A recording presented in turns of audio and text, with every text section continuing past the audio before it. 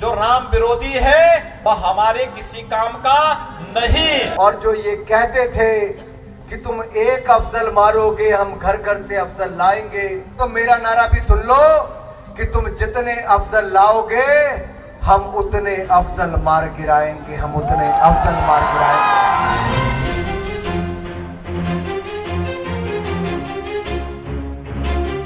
1992 में इस देश के कारसेवकों ने भी इस देश के अंदर हिंदू आस्था की उस प्रचंड ज्वार का भी प्रदर्शन करने का कार्य किया था जो वर्षों से दबाने का कार्य हो रहा था। जिसको श्री राम प्रिय न हो उनको किसी बैरी की तरह वैसे ही छोड़ देना चाहिए, विस्मृत कर देना चाहिए।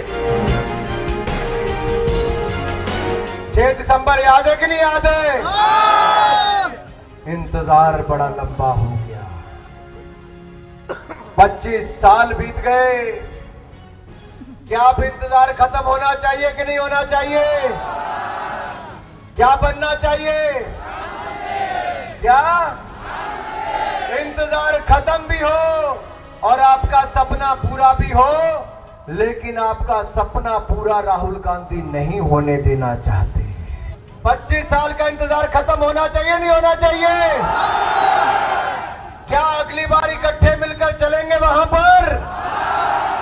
क्या वहां की धरती बुलाएगी तो आओगे? गुजरात वालों पक्का वायदा कर दो। जिन लोगों ने अफजल को अफजल गुरु कहा, याकूब मेनन और अफजल को शहीद बताया, जवाहरलाल नेहरू विश्वविद्यालय में उनके नाम पर एक शाम का बड़ा आयोजन किया, उन लोगों के साथ जाकर राहुल गांधी जी जवाहरलाल नेहरू विश्वविद्यालय में खड़े हो गए। क्योंकि राहुल गांधी आएंगे तो माफिया राज ही आएगा, क्योंकि माफिया शब्द उनके साथ विरासत से जुड़ा हुआ है।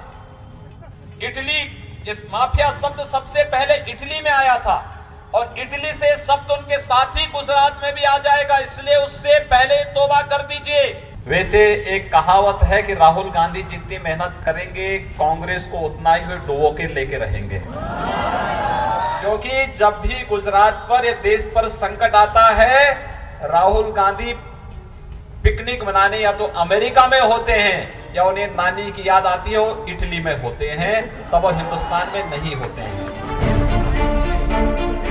आप सबसे मैं कहने के लिए आया हूं, कहने के लिए कि भारतीय जनता पार्टी आज जिस रूप में आज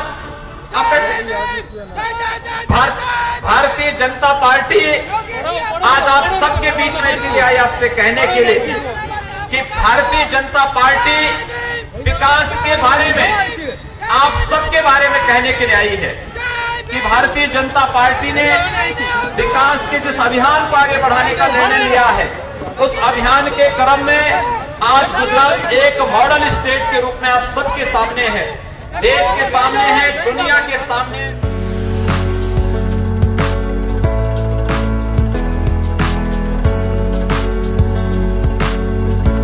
कश्मीर के बातें, अफजल गुरु की बातें, जेएनयू की बातें, ये गुजरात का चुनाव में क्यों आ रही है? वो तो हमें भी नहीं पता, क्योंकि यहाँ पर तो कांग्रेस इसलिए आती है कि यहाँ पर विकास पागल हुआ है। वो लोग ऐसे बोले राम मंदिर बनेगा तो वो भी तो विकास ही होगा। और कैसे? राम मंदिर बनेगा तो सबको फायदा ही होगा। किसको फायदा होगा? सब हिंदुओं को। और राम मंदिर बनेगा तो उसमें सबको लगेगा ही विकास गांडा हुआ। कंदर, आप तो विकास का बात कर रहे हो, पर जो स्टेज पे है वो तो राम मंदिर का बात कर रहे हैं।